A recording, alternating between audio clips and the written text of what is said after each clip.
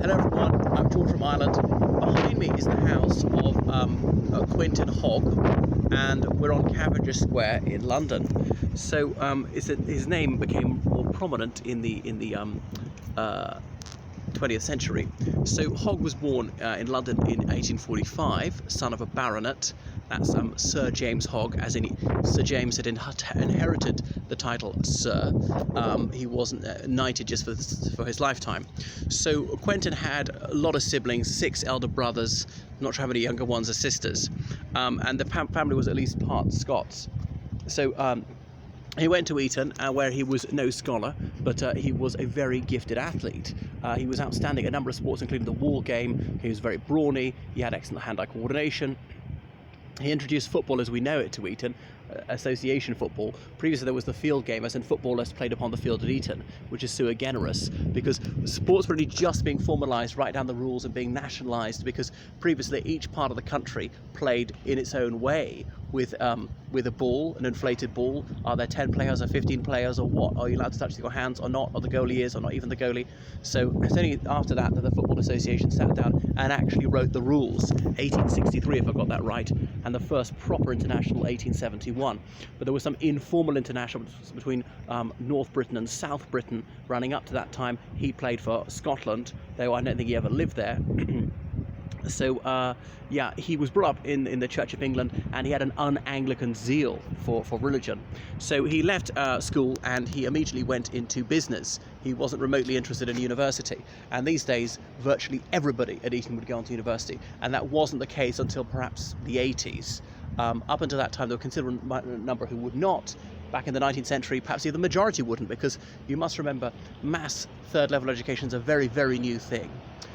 So he traded in tea and sugar in particular. I don't think he ever lived overseas, as people would have said the colonies in those days, but he was just involved in buying and selling it, and he really prospered in his trade. He was a multi-millionaire by today's terms.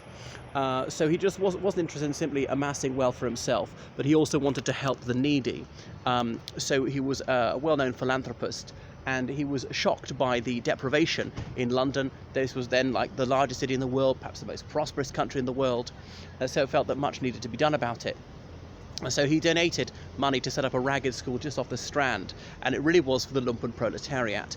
He was horrified to see some children were discalced even in winter. They were not adequately clad, and they had to be fed and so on, because they couldn't concentrate at school otherwise. Parents pressurising them just to earn money all the time. Remember, it's not till 1870 that there was compulsory schooling free of charge in this country. Previously it was left to charities to do it, or otherwise parents had to pay. And sometimes they would have a schooling that was not worth the having. You know, a classroom of 60 children taught by an older child who could scarcely read himself and just writing on slates. So he tried to make sure that they had a half-decent education. Felt it was scandalous that there was such privation in the midst of enormous wealth. Anyway, he married. He went on to have several children. He wasn't terribly political, though he was elected to London County Council, that we'd now, it's a bit like the equivalent of the London Assembly in those days. They were called an alderman back then. Now they're a member of the London Assembly. In the old days you would have said a councillor. I'm not sure whether he's a conservative or a liberal. He doesn't seem to be terribly concerned with partisan politics, but just providing public services. He might even be an independent, I don't know. He then founded the Polytechnic, which is on Regent Street, around the corner from here, Regent Place. So the Polytechnic really was about technology, teaching men, and I think it was only men to begin with, trades, as in woodwork, metalwork, leatherwork, sometimes painting, drawing, or just house painting, not being artistic, and to be a plumber, eventually be an electrician, to be a draftsman, things like that. So no academic subjects at that stage. They would involve a tiny bit of English and maths. Obviously it's open to women these days. It's been upgraded. Now the University of Westminster does all sorts of subjects, and so it's got a memorial to him there, and there's a big statue of him around the place on Regent Place. So his son went on to have a prominent career in politics, was a Lord Chancellor, if I've got that right, and indeed his grandson, who was Douglas Hogg, was also Lord Chancellor in the 70s and in the 80s under Thatcher to about 1987. He was patron of AUCA, the Oxford University Conservative Association. His grandson, Douglas Hogg, was well known for standing the Oxford by-election in 1938 in favour of appeasement, later chairman of the Conservative Party, held many positions. He only died in 2001. You should read his autobiography, A Sparrow's Flight. And then this chap's great grandson, another Quentin Hogg, was a Conservative MP until recently. So that's him. He died in 1903, actually in the Polytechnic which he founded.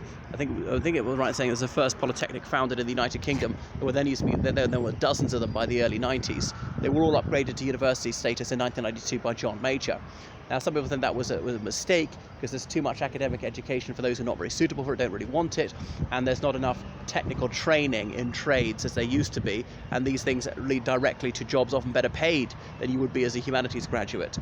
So yeah, he died in the bath in the Polytechnic. There was some sort of fume poisoned him. I'm not sure if it was carbon monoxide or whatever. All right, so that is enough about the very charitable Quentin Hogg.